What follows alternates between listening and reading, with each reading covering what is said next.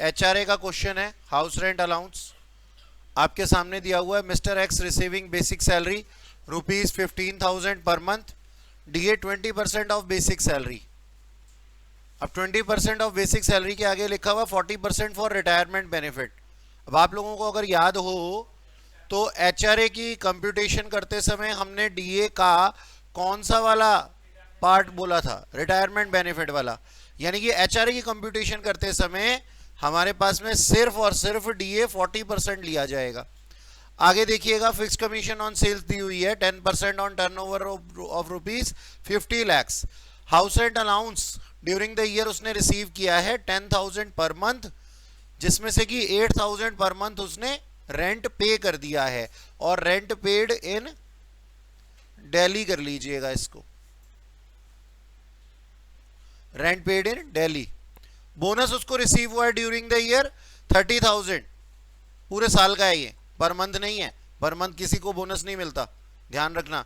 Multiply by 12 करते करते है ना, भावनाओं में मत बह जाना। आगे चलते हैं जी। तो लिखा हुआ कंप्यूट कीजिए उसकी इनकम फ्रॉम सैलरी अगर वो 31 जुलाई तक अपने पापा के घर में रहता है तो। इसका मतलब क्या हुआ? पापा का घर यानी कि अपना घर, कि 31 जुलाई तक तो वो अपने घर में था और एचआरए रिसीव कर रहा था। और अगर अपने घर में रहते हुए कोई एचआरए रिसीव करता है, फुली टैक्सेबल होता है। यानी कि यहाँ 4 महीने का एचआरए, अप्रैल से लेकर के जुलाई तक का एचआरए फुली टैक्सेबल होने वाला है। और 1 अगस्त से लेकर के 31 मार्च तक की कंप्यूटेशन हमारे को एचआरए के अंदर करनी पड़ेगी कि कितना अमाउंट एग्जाम्प्ट है। यानी कि पार्शियल ईयर के पार्ट में पार्शियली ये क्या है, फुली टैक्सेबल, और partially exempt part of the year में। चलिए करते हैं इस क्वेश्चन को। ऊपर हेडिंग लिख ली है हमने। सबसे पहले हम लिखेंगे जी बेसिक सैलरी। उनको बेसिक सैलरी रिसीव हुई थी 15,000 into 12, 1,80,000 rupees. DA fully taxable होता है, और डीए उनको रिसीव हुआ 20% ऑफ 1,80,000, 36,000 हो गया ये।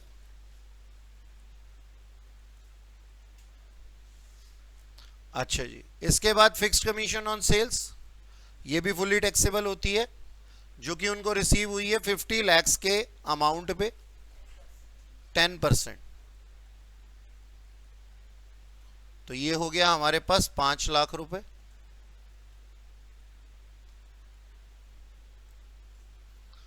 और उनको रिसीव हुआ है एचआरए।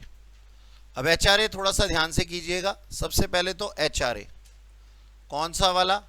1/4 से लेकर के 31 जुलाई, ये तो है सर फुली टैक्सेबल। तो जितना भी अमाउंट उनको रिसीव हुआ है वो फुली टैक्सेबल है। 4 महीने के लिए उन्होंने 10,000 पर मंथ रिसीव किया, 40,000 रुपए। अब बारी है एचआरए 1/8 से लेकर के 31 मार्च तक।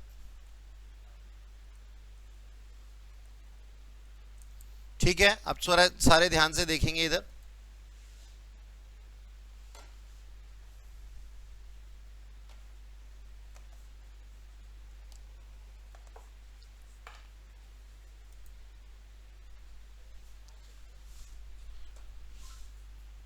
इकतीस मार्च, ठीक कीजिएगा इसको। हाँ जी, 10,000 पर मंथ अभी भी रिसीव हुआ था उनको, तो मैं लिख देता हूं यहां रिसीव 10,000 इंटू 8, 80,000 रुपीज। अब हमें एग्जाम्प्ट अमाउंट निकालना है, और रूल्स क्या कहते हैं, हमें एज पर रूल्स कंप्यूट करना होगा। एक वर्किंग नोट बनाएंगे छोटा सा अपने पास में। Computation of exempted amount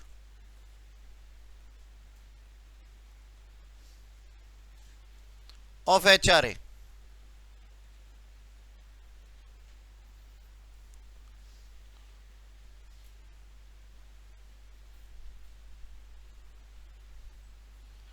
for the period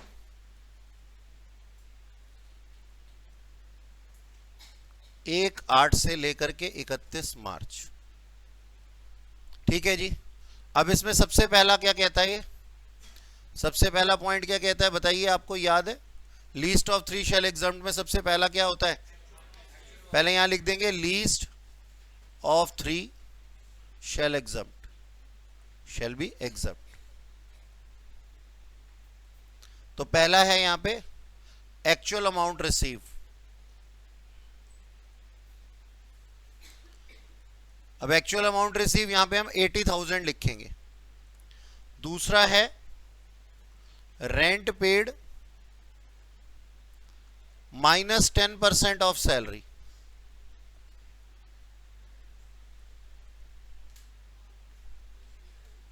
तो इसका मतलब है जाहिर सी बात है सर, हमारे को सैलरी भी कंप्यूट करनी पड़ेगी। तो यहां एक और वर्किंग नोट बना देते हैं, computation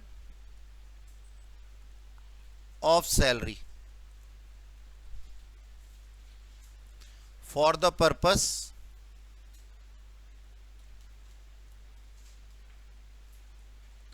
of computing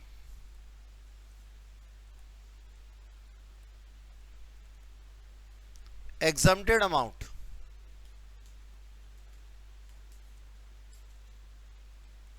of HRA from 1/8 से लेकर के 31 मार्च। तो हमें टाइम पीरियड, इसी टाइम पीरियड के अंदर अपनी सैलरी को लेना है, यही वाली सैलरी लेनी है हमने इसी टाइम पीरियड के बीच की। तो सैलरी के कंटेंट क्या होते हैं सर? Basic salary. क्या बताया था मैंने इसका? BCD। तो बेसिक सैलरी इनकी थी 15,000 इंटू 8। नंबर 2, DA का रिटायरमेंट वाला बेनिफिट लेना था हमें, रिटायरमेंट बेनिफिट वाला पोर्शन लेना था। तो DA कितना था? 20% ऑफ बेसिक सैलरी। ये कितना आ गया? 1,20,000 का 20% निकालेंगे पहले, 20% निकालेंगे पहले और उसके बाद में 40% निकालेंगे, क्योंकि अपने को सिर्फ रिटायरमेंट बेनिफिट वाला ही चाहिए। टोटल कितना आ गया ये?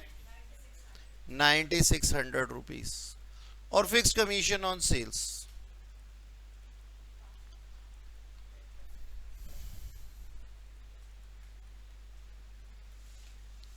5 लाख रुपए हमारे पर एनम था ना, लेकिन हमें तो केवल 8 महीने का चाहिए।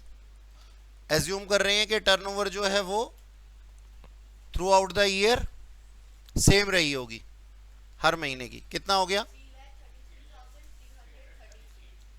3,33,333 रुपए बताया बच्ची ने। अच्छा जी, तो टोटल सैलरी हमारी कितनी आ जाती है?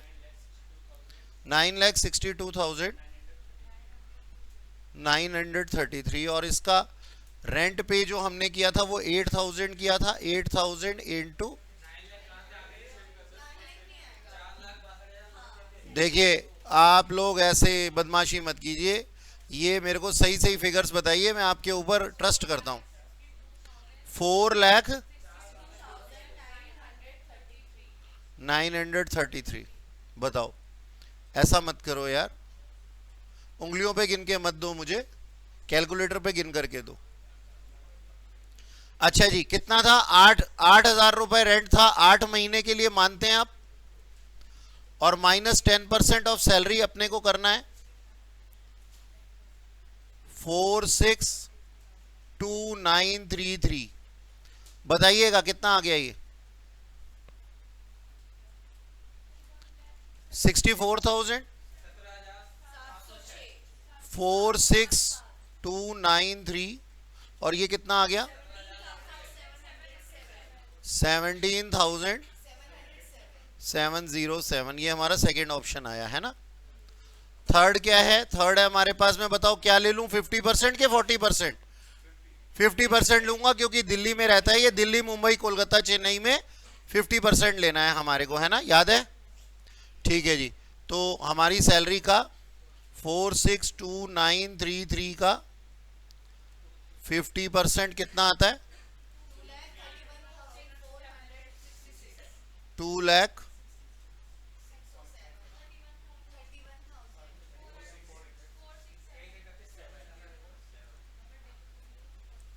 ठीक है जी।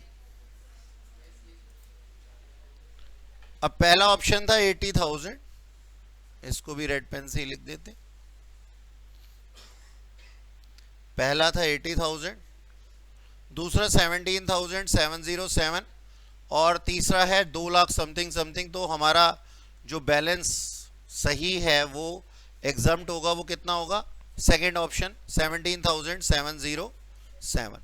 तो ये हम, हाँ जी, जो सबसे कम होगा 17,707 एग्जम्प्ट हो जाएगा। और आउटर कॉलम में कितना अमाउंट आ जाएगा बताइएगा? 62,293। और इसके बाद में हमारे पास में और कुछ नहीं दिया हुआ, बोनस दिया हुआ था शायद, हाँ जी, बोनस दिया हुआ था क्वेश्चन के अंदर। बोनस दिया हुआ था 30,000 पर एनम। और फिर ये हमारी ग्रॉस सैलरी निकल करके आ जाती है। इसमें से अभी डिडक्शन माइनस होगी 16 सेक्शन 16 की, जो कि मैंने अभी तक पढ़ाई नहीं है, पढ़ाऊंगा तब करवाऊंगा। तो बताइएगा कितना आंसर आ गया? मत बताइए, जो मर्जी आ गया हो आप अपनी कॉपी में लिख सकते हैं ऐड करके। ये रहा हमारा, सबसे पहले शांति रखिए, ये रहा हमारा क्वेश्चन। ठीक है जी, जो बच्चा वीडियो देखेगा वो पॉज कर लेगा बाद में। और ये रहा हमारा मेन कंपटीशन, ये रहा हमारा एचआरए और उससे जुड़ी हुई सैलरी।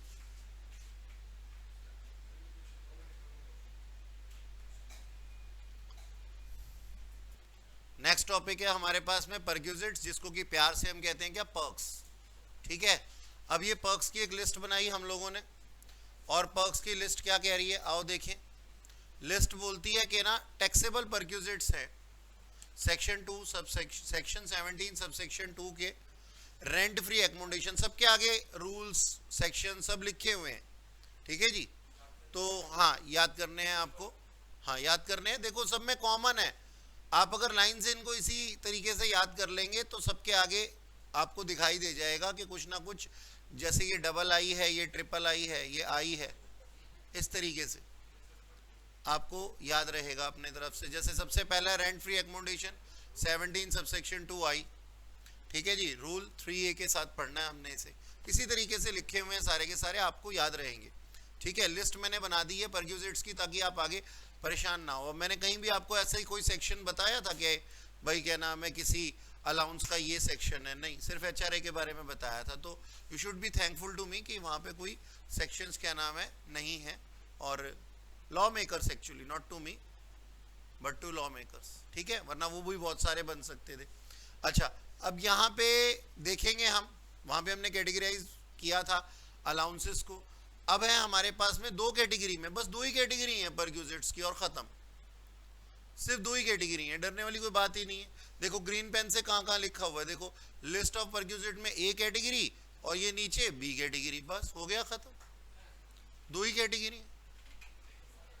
अब जैसे हमने एचआरए के प्रोविजन लर्न किए थे ना, बस ऐसे ही हर एक, जैसे हम रेंट फ्री एकोमोडेशन सीखेंगे अभी, तो रेंट फ्री एकोमोडेशन के अंदर क्या प्रोविजंस हैं उनको हमें याद करना है। एकोमोडेशन एट कंसेशनल रेट, उसके क्या प्रोविजन है वो हमें याद करना है। हमें ऐसे कौन से परक्यूजिट्स हैं जो कि स्पेसिफिक एम्प्लॉइज के हाथ में ही टैक्सेबल होते हैं, इसका मतलब पहले हमें ये देखना पड़ेगा कि एम्प्लॉय स्पेसिफिक है या जनरल है। अभी सर बताएंगे कि स्पेसिफिक एम्प्लॉय की क्या निशानी होती है और नॉर्मल एम्प्लॉय की क्या निशानी होती है।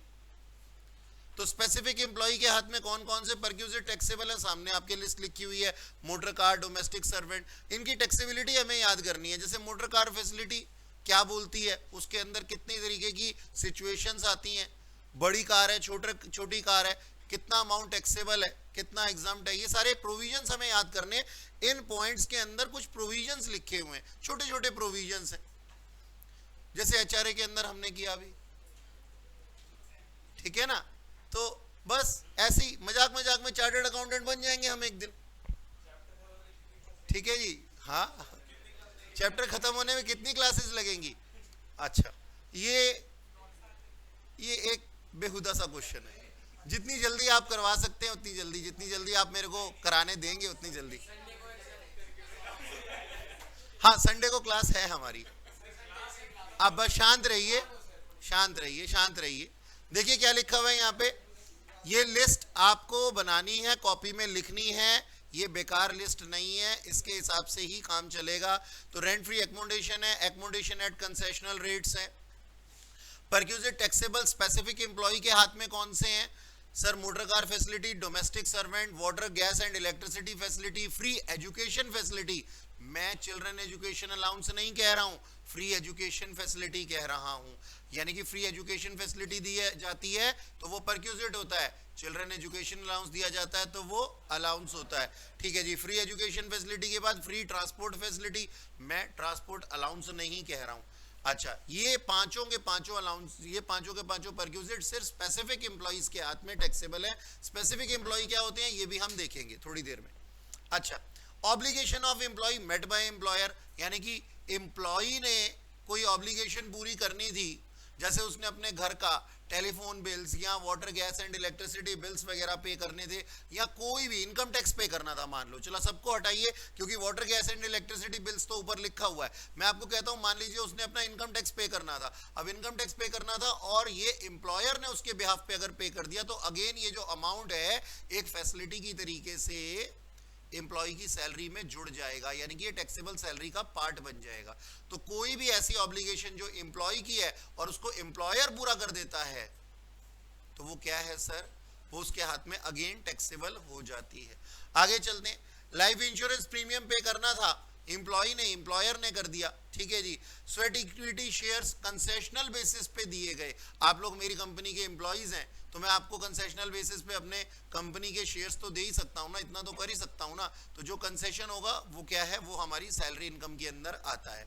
ठीक है जी। यानी कि benefit by what ever name called, किसी भी तरीके से कोई भी दिया गया बेनिफिट एम्प्लॉयर से एम्प्लॉय के द्वारा, वो उसकी सैलरी इनकम का पार्ट बन जाता है।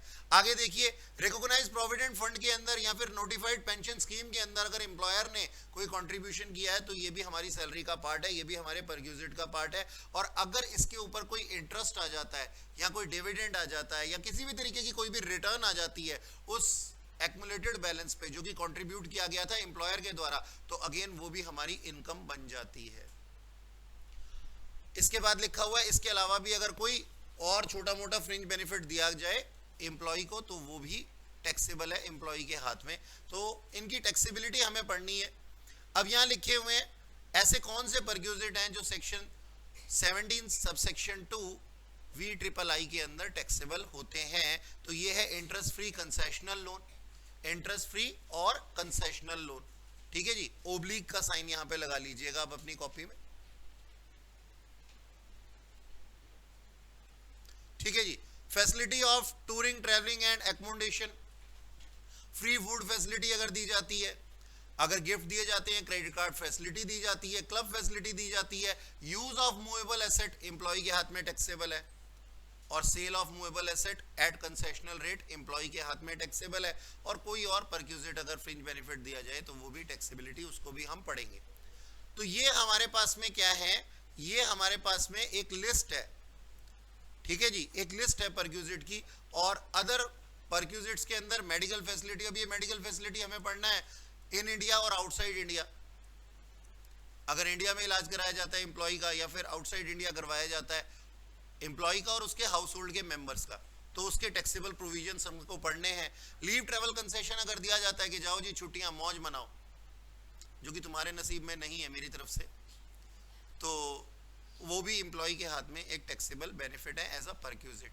याद रखना, हमने अभी तक अलाउंसेस पढ़े थे, अभी हमने परक्यूजिट की लिस्ट देखी है, रिटायरमेंट बेनिफिट अभी बाकी है। तो छोटा नहीं है ये चैप्टर, इजी है लेकिन, है ना। तो चलिए आइए रेंट फ्री एकोमोडेशन पढ़ते हैं। सबसे पहले श्री गणेश करते हुए परक्यूजिट्स का रेंट फ्री एकोमोडेशन। ठीक है, आइए पढ़ते हैं रेंट फ्री एकोमोडेशन क्या कहते हैं, इसके रूल्स। सबके मैंने रूल्स आगे लिख दिए हैं। ठीक है जी, लिस्ट के अंदर सब कुछ लिख दिया गया है, तो मैं दोबारा नहीं लिखूंगा इसको। चलिए देखते हैं रेंट फ्री एकोमोडेशन क्या कहता है।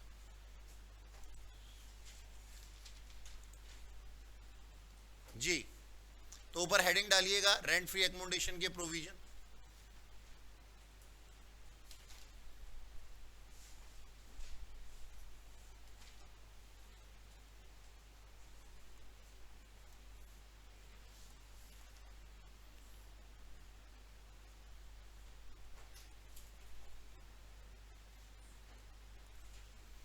जी रेंट फ्री एकोमोडेशन जो है वो दिया जाता है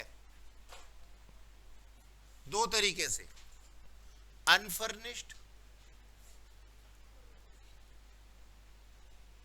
और फर्निश्ड। ठीक है जी, अनफर्निश्ड और फर्निश्ड। अनफर्निश्ड का मतलब क्या है? सिर्फ मकान दिया जाएगा, ओनली हाउस प्रॉपर्टी, और यहां पे हाउस प्रॉपर्टी प्लस फर्नीचर। मानते हो?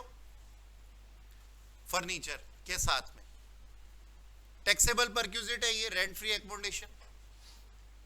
अच्छा जी, अब मैं कहता हूं कि सबसे पहले हम बढ़ेंगे rent free accommodation, rent free accommodation to government employ.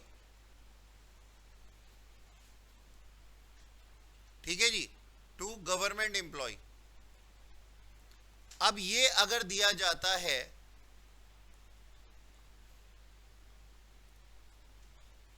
दो तरीके से,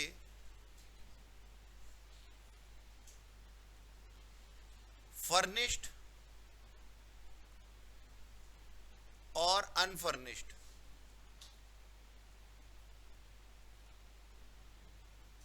अनफर्निश्ड में क्या होगा? ओनली हाउस प्रॉपर्टी होगी, स्टाफ क्वार्टर दिया जाएगा।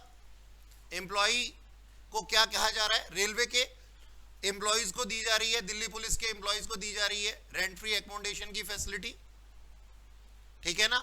और क्या बोला जा रहा है कि सिर्फ हाउस प्रॉपर्टी अगर दी जा रही है तो उसके प्रोविजन क्या कहते हैं? उसके प्रोविजन कहते हैं सर लाइसेंस फी। इसको हम क्या बोलते हैं? Licence fee shall be taxable. तो टैक्सेबिलिटी के रूल पता लग गए। अगर स्टाफ क्वार्टर मिलता है, हाउस प्रॉपर्टी स्टाफ क्वार्टर मिलता है गवर्नमेंट एम्प्लॉइज को, तो उनके हाथ में टैक्सेबल क्या होगा? उसकी वैल्यू को, हाउस प्रॉपर्टी की वैल्यू को क्या कहा जाता है? लाइसेंस फी। ये फुल्ली टैक्सेबल है, ये लाइसेंस फी जो है ये फुल्ली टैक्सेबल है, लाइसेंस फी। ठीक है सर, शुरू होते ही खत्म हो गया ये तो। अब यहां फर्निश के अंदर आप देख रहे हैं दो चीजें मिल रही हैं, एक तो एकोमोडेशन मिल रही है यानी कि हाउस प्रॉपर्टी मिल रही है, और प्लस फर्नीचर मिल रहा है। हाउस प्रॉपर्टी तो दोबारा से हम बोलेंगे लाइसेंस फी कहते हैं इसको, और ये फुल्ली टैक्सेबल है।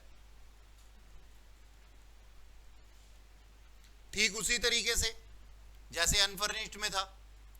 अब ये फर्नीचर के प्रोविजन क्या कहते हैं, इसको ध्यान से सुनिएगा जी। फर्नीचर जो है वो एम्प्लॉय को प्रोवाइड किया जाता है दो तरीके से। फर्नीचर एम्प्लॉय को दो तरीके से प्रोवाइड किया जाता है। कैसे? ये होगा ओन्ड बाय एम्प्लॉयर, और दूसरा taken on rent, taken on rent by employer and provided to employee. ठीक है जी, यानी कि आप मेरे एम्प्लॉई हैं, मैंने बोला फर्नीचर के नाम पे मेरे घर में दो बेड हैं, एक आप ले जाओ, जिसको कि मैंने खरीदा था गए जमाने में। मेरे पास में दो बेड हैं, ठीक है जी, दो में से एक मैंने आपको दे दिया कि लो जी स्टाफ क्वार्टर में आप रख लो। तो ये क्या है? Owned by employer. ये फर्नीचर किसका है? ओन्ड बाय एम्प्लॉयर, यानी कि मालिकाना अधिकार किसको है? कंपनी को है, गवर्नमेंट एम्प्लॉय में। हाँ ठीक है। और अगर taken on rent and provided to employee होगा तो इसका मतलब क्या है? रजिस्टर्ड नहीं था ये फर्नीचर ओनर के नाम पे, अब इसको बाजार से किराए पे लेकर के दिया गया है। तो इसके टैक्सेबल प्रोविजन क्या कहते हैं, आइए पढ़ लेते हैं। सर फर्नीचर दो तरीके से मिलेगा, आप एम्प्लॉय है, मैं एम्प्लॉयर हूं। फर्नीचर मैं आपको दो तरीके से दे सकता हूं, या तो मेरे घर में पड़ा हुआ है तो मैं आपको दे दूं, और या फिर मैं रेंट पे लेकर के दे दूं आपको। और मेरा नाम क्या है, हम गवर्नमेंट एम्प्लॉय को पढ़ रहे हैं, मेरा नाम है, मैं एम्प्लॉयर हूं, मेरा नाम है भारत सरकार, आप मेरे एम्प्लॉय हैं। ठीक है जी, कोई शक? अभी मैंने टैक्सेबिलिटी नहीं पढ़ाई हुई इसकी, मैंने सिर्फ अनफर्निश्ड एकोमोडेशन की बात की है। खाली मकान अगर मिलेगा गवर्नमेंट एम्प्लॉय को तो उसके हाथ में फुली टैक्सेबल होगा दोनों केसेस में। बात समझ में आ गई? और अगर मकान के साथ में सामान भी मिल गया तो उसके प्रोविजन क्या कहते हैं, हम दो चीजें ढूंढेंगे, रेंट पे लेकर के दिया गया है या फिर अपना ही दिया गया है, ओन्ड बाय एम्प्लॉयर है। अगर ओन्ड बाय एम्प्लॉयर है तो 10%, अब प्रोविजन याद कर लो, 10% of original cost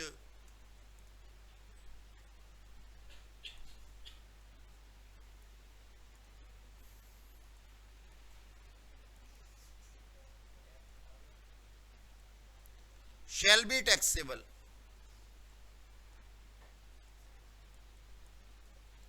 in the hands of employee.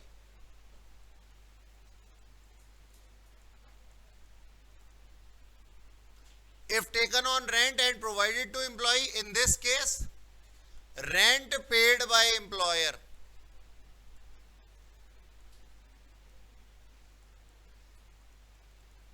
shall be taxable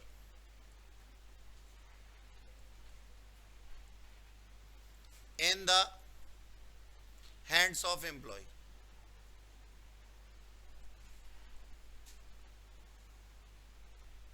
ठीक है जी, प्रोविजन याद हो गए। वैसे मैं आपको बता दूं कि गवर्नमेंट एम्प्लॉय के केस में बहुत कम होता है कि फर्निश्ड एकोमोडेशन का क्वेश्चन पूछा जाए, और बहुत कम होता है कि गवर्नमेंट एम्प्लॉय का भी क्वेश्चन पूछा जाए। तो सपना भी आ जाए ना तुम्हें कि rent free accommodation government employee का पूछा जा रहा है, तो उठ जाना, सपना भी मत देखना। तो सर फिर पढ़ाया क्यों? पढ़ाऊंगा, प्रोविजंस तो लिखे हैं ना रूल में, तो पढ़ाना पड़ेगा। इजी है इसलिए नहीं आता, क्योंकि मुश्किल क्या है वो अभी दिखाऊंगा नॉन गवर्नमेंट एम्प्लॉय में। ये सीधा सीधा लिखा हुआ है, याद कर लो मेरे साथ में। सरकारी बाबू को मकान मिले, सिर्फ मकान मिले, फुली टैक्सेबल, सर क्वेश्चन में दी हुई होगी वैल्यू, हमें उठानी है, आउटर कॉलम में फेंकनी है। और अगर साथ में फर्नीचर मिल जाए, दो तरीके से फर्नीचर मिलता है, ओन्ड बाय एम्प्लॉयर और taken on rent and provided to employee. अगर ओन्ड बाय एम्प्लॉयर हुआ तो 10% of original cost shall be taxable in the hands of employees. का मतलब क्या है, 5 साल पहले एम्प्लॉयर ने इस बेड को 4 लाख रुपए का खरीदा था, आज इसकी रिटन डाउन वैल्यू 2.5 लाख रुपए है। एम्प्लॉय के हाथ में टैक्सेबल अमाउंट बताइए, 5 लाख रुपए का 10%, यानी कि 50,000 रुपए इज द टैक्सेबल वैल्यू। हो गया रूल याद? ओके, हाँ जी, इट डजंट मैटर कि उसकी करंट वैल्यू क्या है, उसकी WDV क्या है, वहां पे ओरिजिनल कॉस्ट लिखा है ना, ओरिजिनल कॉस्ट लिखा है ना। आप इसको याद रखेंगे कि सर ओरिजिनल कॉस्ट बताया था सर ने हमें। आपको क्वेश्चन कंफ्यूज करने की कोशिश करेगा, और सर क्वेश्चन तो बाद में कंफ्यूज करेगा, मैं ही कंफ्यूज करता हूं आपको जब मैं क्वेश्चन देता हूं, है ना। तो बनाऊंगा इसके ऊपर तो WDV भी दूंगा। आपको ध्यान रखना है कि सर भावनाओं में बहाने का हमें प्रयत्न कर रहे हैं, आपको नहीं बहना, ओरिजिनल कॉस्ट याद रखनी। और यहां पे रेंट पेड बाय एम्प्लॉयर वो टैक्सेबल है एम्प्लॉय के हाथ में, ठीक है जी। अब फर्नीचर है ना, नॉन गवर्नमेंट एम्प्लॉय में भी एज इट इज ही रहेगा। फर्नीचर के रूल्स याद कर लो, नॉन गवर्नमेंट एम्प्लॉय में भी ऐसे के ऐसे ही रहेंगे। लिख लिया आप लोगों ने? जल्दी से लिखो। हाँ जी, rent free accommodation to non government employ कर रहे हैं, ठीक है जी। Rent free accommodation to non government employ के प्रोविजन क्या कहते हैं, ध्यान से सुनिएगा, पेपर में लिखा हुआ है ये पक्का, ठीक है।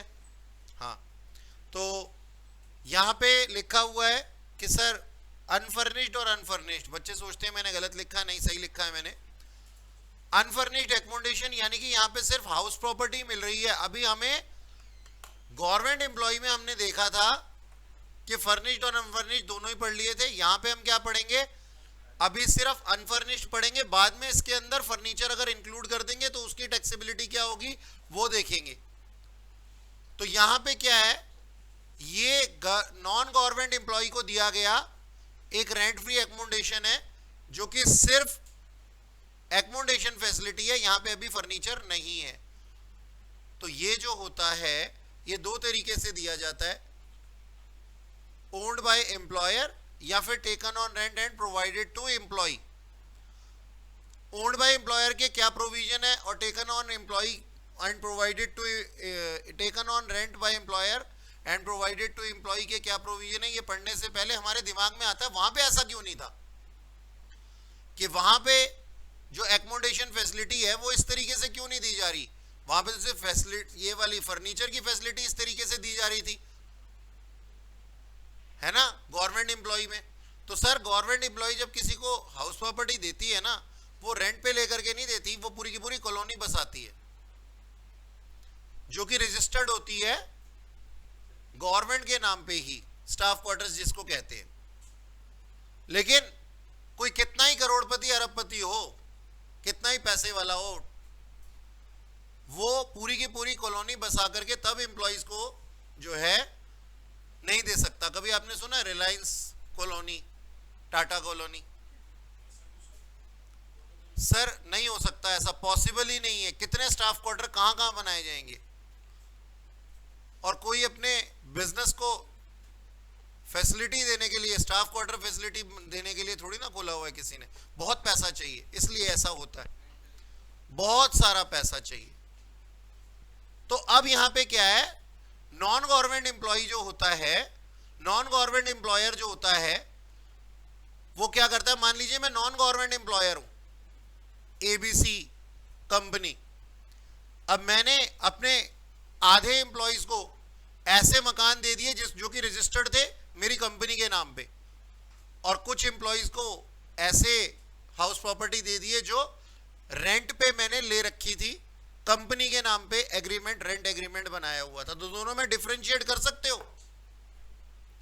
अगर अनफर्निश्ड एकोमोडेशन दिया जाता है जो कि कंपनी के नाम पे रजिस्टर्ड है यानी कि ओन्ड बाय एम्प्लॉयर है, तो उसकी टैक्सेबिलिटी क्या कहती है, एम्प्लॉय के हाथ में। मतलब मैंने आपको एक हाउस प्रॉपर्टी दे दी और ये हाउस प्रॉपर्टी का मालिक कौन है, कंपनी है, मेरी ही कंपनी है, यानी कि मैं ही हूं इसका मालिक, और ऐसी हाउस प्रॉपर्टी मैंने आपको दे दी। तो यहां पे टैक्सेबल बेनिफिट क्या होगा आपके हाथ में, आपकी सैलरी का 7.5%, आपकी सैलरी का 10% या आपकी सैलरी का 15% आपके हाथ में टैक्सेबल हो जाएगा। इसको हम वैल्यू ऑफ एकोमोडेशन मान लेंगे, इसको हम वैल्यू ऑफ एकोमोडेशन मान लेंगे। अब सर ये तीनों में से कौन सा होगा हमें क्या पता, सामने लिखा हुआ है उसके पॉपुलेशन के। जैसे मान लो मैंने आपको जो हाउस प्रॉपर्टी दी वो ऐसी जगह पे दी जहां पे पॉपुलेशन 10 लाख रुपए से कम थी, तो आपके हाथ में टैक्सेबल अमाउंट कितना होगा, आपकी सैलरी का 7.5%।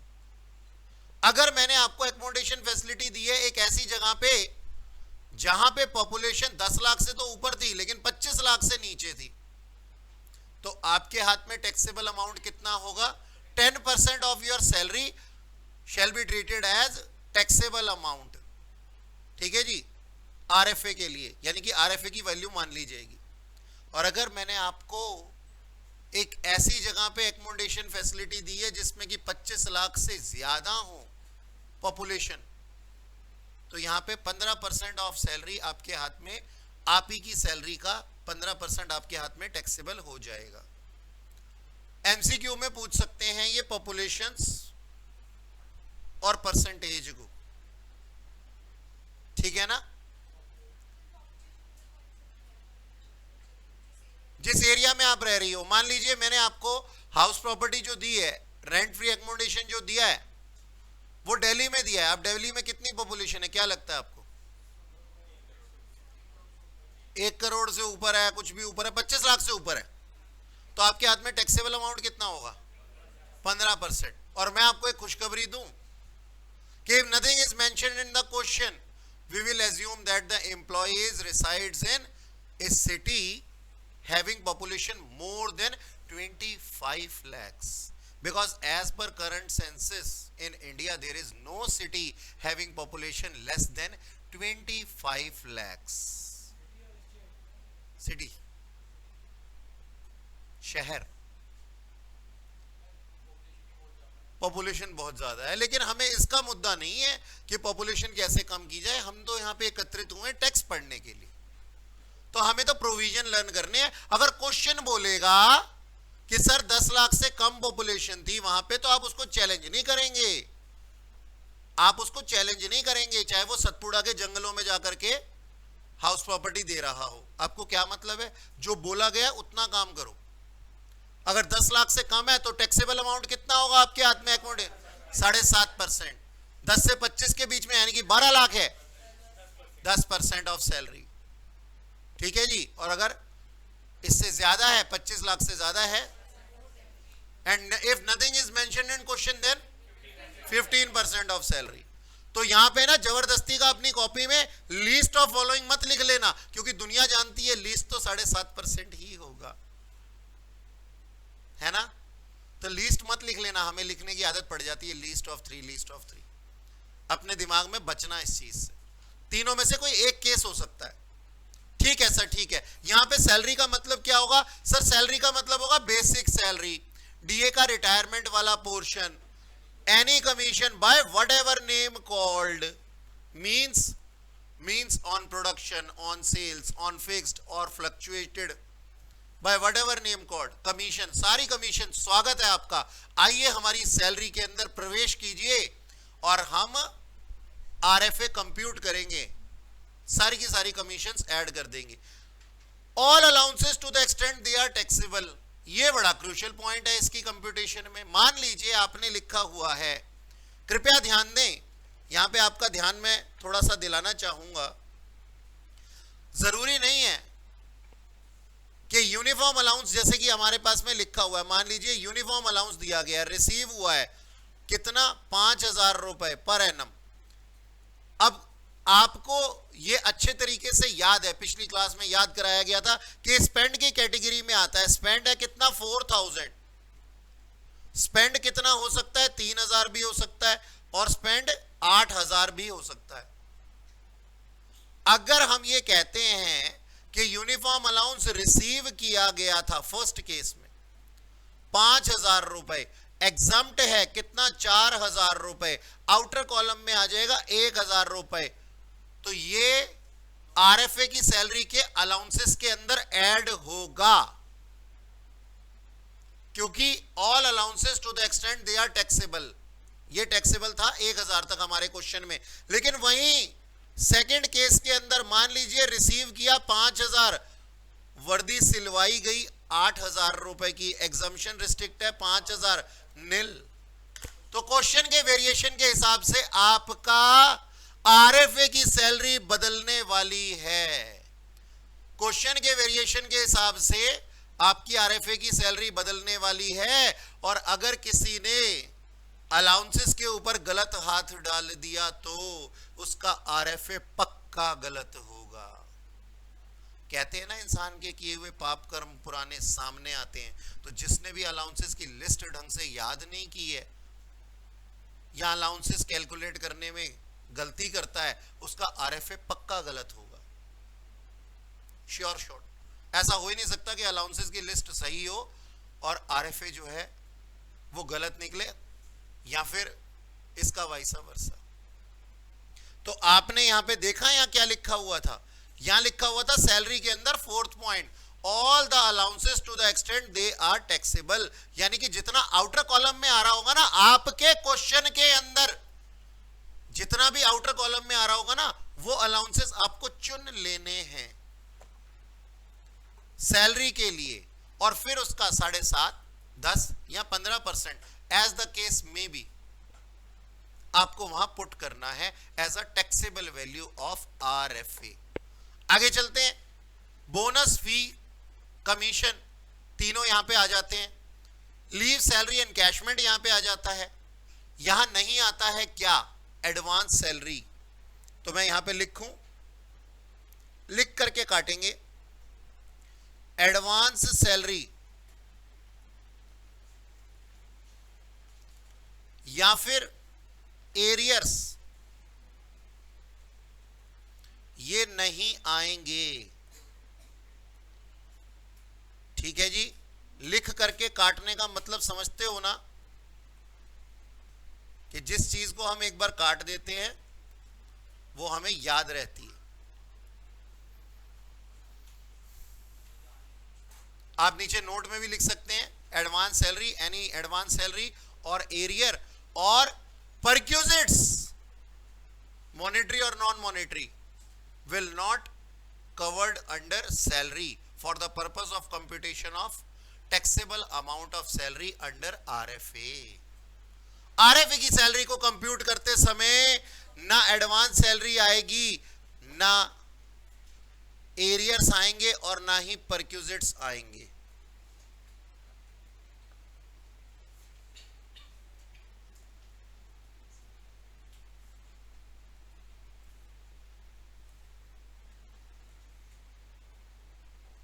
ये नहीं आएंगे। ठीक है जी, काटा लगा दिया, इसको याद रहेगा। ओके जी, तो प्रोविजन लर्न हो गए हमारे को, सैलरी क्या है ये लर्न हो गया हमारे को। अभी क्वेश्चन करेंगे और अच्छे से समझ में आएगा। चलिए अब देखते हैं कि अगर अनफर्निश्ड एकोमोडेशन दिया जाता है जो कि taken on rent by employer and provided to employee होता है, तो हमारे प्रोविजन क्या कहते हैं, तो कहते हैं least of following two shall be taxable in the hands of employee. Least of two अब कह रहा हूं मैं, और यहां पे मैंने ए और बी डाला है। लीस्ट ऑफ टू क्या कह रहा है, रेंट पेड बाय एम्प्लॉयर और 15% ऑफ सैलरी। यहां 7.5 और 10% की बात ही नहीं हो रही, यहां पॉपुलेशन की बात ही नहीं हो रही, यहां बात हो रही है सिर्फ रेंट पेड की और 15% ऑफ सैलरी की। इसमें से जो भी छोटा है वो टैक्सेबल वैल्यू ऑफ आरएफए बन जाएगा। बात समझ में आई? ओके जी, तो यहां पे जो भी दोनों में से छोटा होगा, ये क्वेश्चन में दिया होगा rent paid by employer on behalf of employee, और 15% ऑफ सैलरी हमने अभी कंप्यूट करना सीखा कैसे कंप्यूट करनी है। दोनों में से जो भी छोटा होगा वो क्या माना जाएगा, वो माना जाएगा टैक्सेबल वैल्यू। ठीक है, वैल्यू ऑफ एकोमोडेशन। अब कृपया ध्यान दें, ये आपने अपनी कॉपी में बना लिया ना, ये बना लिया ना आपने अपनी कॉपी में, ठीक है। जो रिकॉर्डेड देख रहा है बच्चा उसने भी बना लिया, तो मैं यहां से अन वर्ड हटा देता हूं और ये बन जाता है फर्निश्ड, सेम। और यहां पे लिखता हूं टैक्सेबल शेल नंबर 1। एक सेकेंड ठहरिएगा, थोड़ा सा मोहलत दीजिए मुझे और मैं आपको अभी बना करके दिखाता हूं।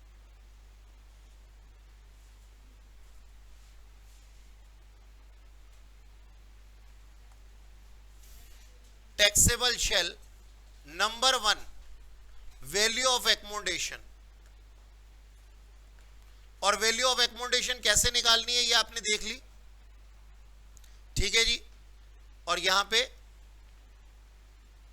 इसको भगा देता हूं मैं यहां से,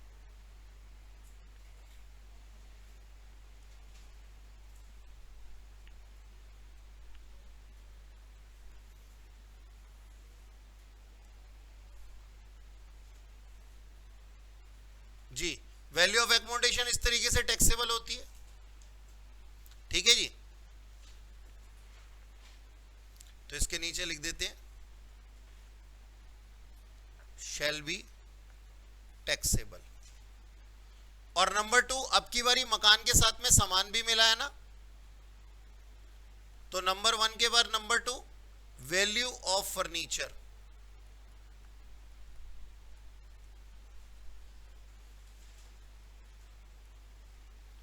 और यहां पे इधर भी सेम ऐसा ही करेंगे हम।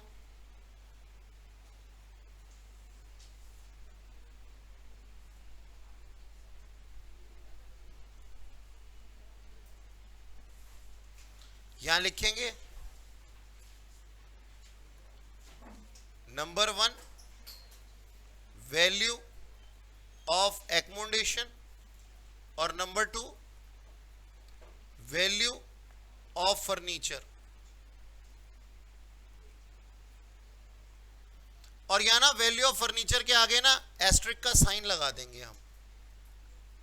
ठीक है जी, इस तरीके से एस्ट्रिक का साइन लगा देंगे और यहां पे एस्ट्रिक के साइन का मतलब कर देंगे, लिख देंगे क्या, as same as in government employ,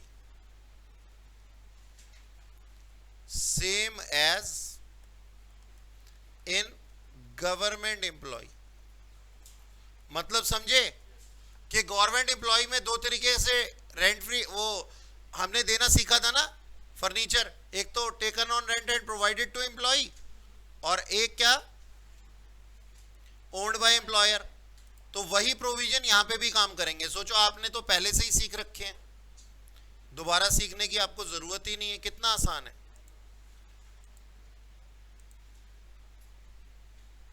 है ना। ये पूरा का पूरा डायग्राम है।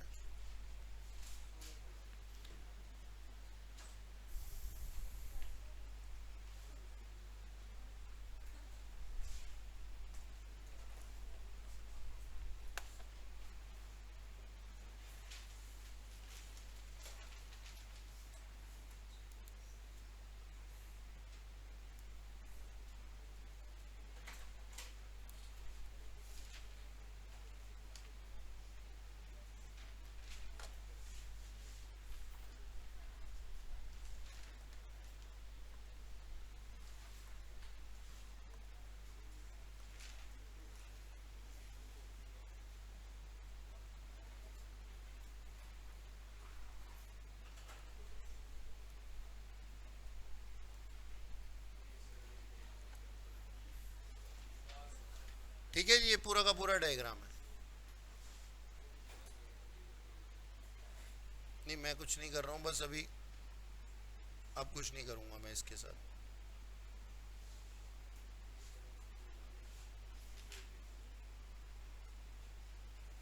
ये लो जी, ये पूरा डायग्राम बना हुआ है आपका। हाँ अब आप कर सकते हैं इसको।